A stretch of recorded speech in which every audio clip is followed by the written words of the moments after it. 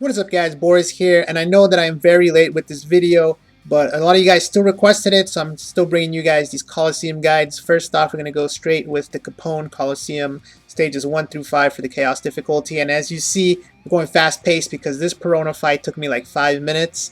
The whole goal of this first fight is to outlast her shield, which lasts 19 turns. So 19 turns of surviving is kind of tough. Thankfully, I did bring a double Marco team, which will make most of her hits do almost no damage due to the damage reduction from Marco's Captain ability, and then combined with the Usopp, combined with the stall from Zoro, combined with the stall and the heal from Boa, and combined with the heals from Marco who heal you to full, then you should be fine. Keep in mind that in this, I didn't even need Marco's special, so this team is very safe. And like I said, it did take me like 5 minutes to clear, so I'm just gonna leave the rest for those of you guys who want to see the whole fight. If you guys want to just skip to the next part, it's gonna be at the 2-minute mark, so I'll see you guys there.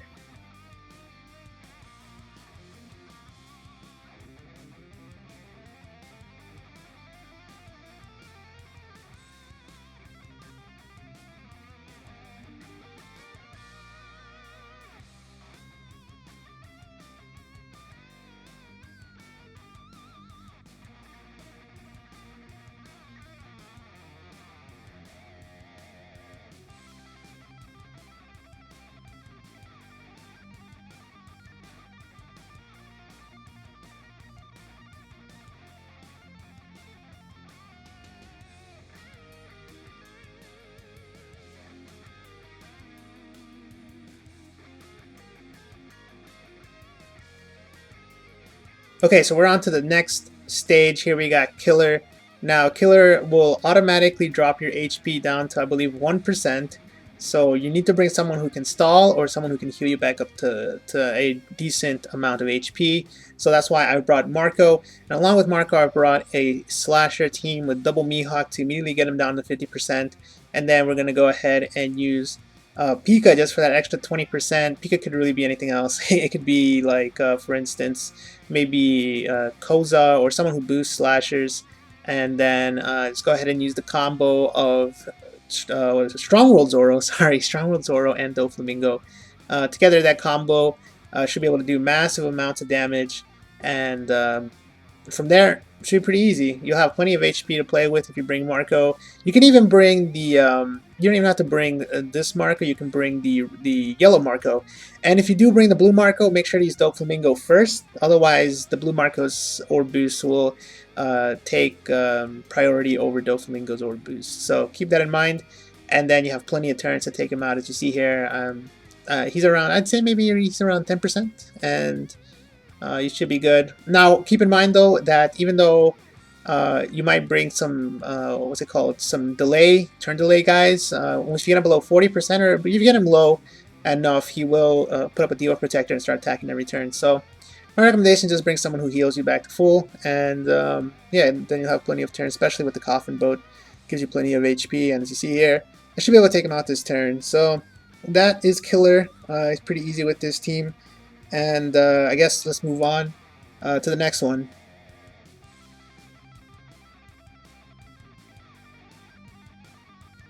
Okay, now stage 3 is a bit tricky. You have Gear, second Luffy.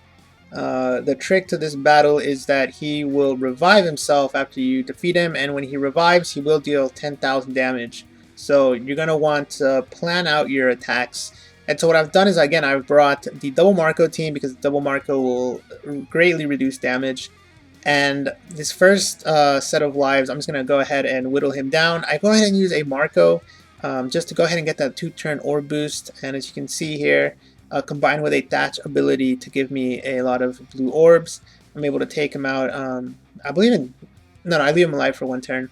So I take him out in 3 turns. And then after that, of course, you'll see that I'll have the combo of NL plus Marco to take him out. So overall, a pretty easy fight if you use this strategy. Like I said, he revives, he goes ahead and hits you for that 10k, but again, it's reduced. And then just go ahead and use NL for the ×2 quick unit boost, and then you go ahead and use Marco to heal back up to full plus the orb boost. And I think this will one-shot him. If it doesn't one-shot him, again, you still have plenty of HP to work with. I even have Boa as a backup heal, so I'm not too worried what happens there. And then I just go ahead and bring Killer as a strong blue unit. So that one was pretty easy. It's time to get to some of the... Well, I don't know if the next one's that hard, but here we go. It's Squard, or Squardo, or whatever you want to say. So you'll see there's some guys behind him, and he uses one of the new debuffs, so where you can't switch the target, you have to attack in a certain order. So the trick to that is just go ahead and use your specials to take out the guys in the back first. So I go ahead and use Rayleigh, and then we go ahead and use... I accidentally picked a Rayleigh that's not maxed. So I go ahead and switch... I just actually go ahead and use the special from Nightmare Luffy, which actually you accidentally brought. So that saved me there. And then combine that with, Dofi and the Robin. That's ×4 to all my... int characters. Important to note, I guess, I'm not mentioning, is always try to farm orbs if you can before you get into the boss rooms. I do it a lot. I don't show it in this, but I try to always farm in anticipation. Some bosses, they'll shuffle your orbs or they'll randomize them, but for the most part, you're going to want to go ahead and farm the correct color orbs that you need. So you see here, I have 3 purple orbs. Combine that with Aokiji and Robin, you can go all out and even have an extra turn. So that one is pretty easy. Now the trick to Squardo here is, you see how the last character I hit him with was a purple. After he dies, he'll seal your purple character's skill, because that's the last character you hit him with. But it depends on what the last character is. So if I hit him with a Doflamingo last, he'll seal all my green specials. If I hit him with Sengoku last, he'll seal all my yellow specials. Now the reason I'm telling you guys this is because it's really important in this level. Here we go, it's the final level. We got actually to Capone. And I use a combination, first off, of Sengoku plus the Sunny to take out the guys in the back.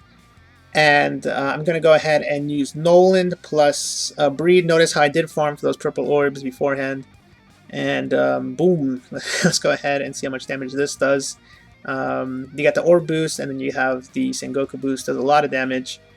And then, you see there, I can go ahead and use Breed this turn to guarantee that I take him out.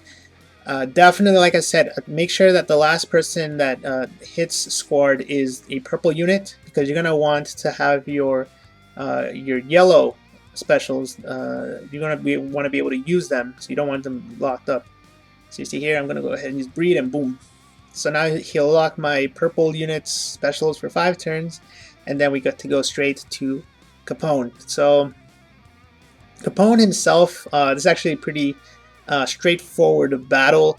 You're going to go ahead and use Usopp, and so you have 4 turns. Now he'll start damaging you every turn, and he'll shuffle your orbs, but the damage that he does is percent damage, so you pretty much, you'll be fine as long as you don't, as long as you can take him out in 4 turns.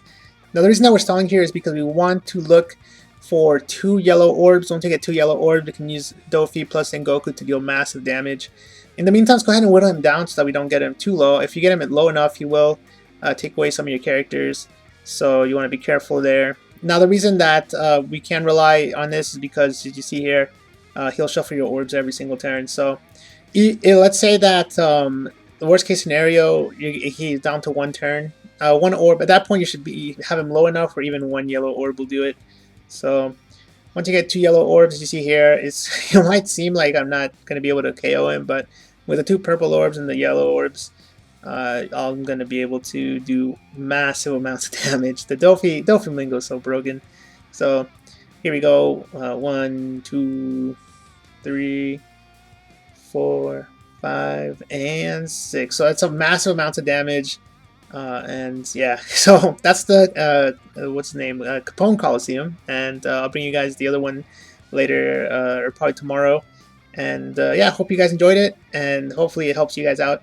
And until next time, thanks for watching.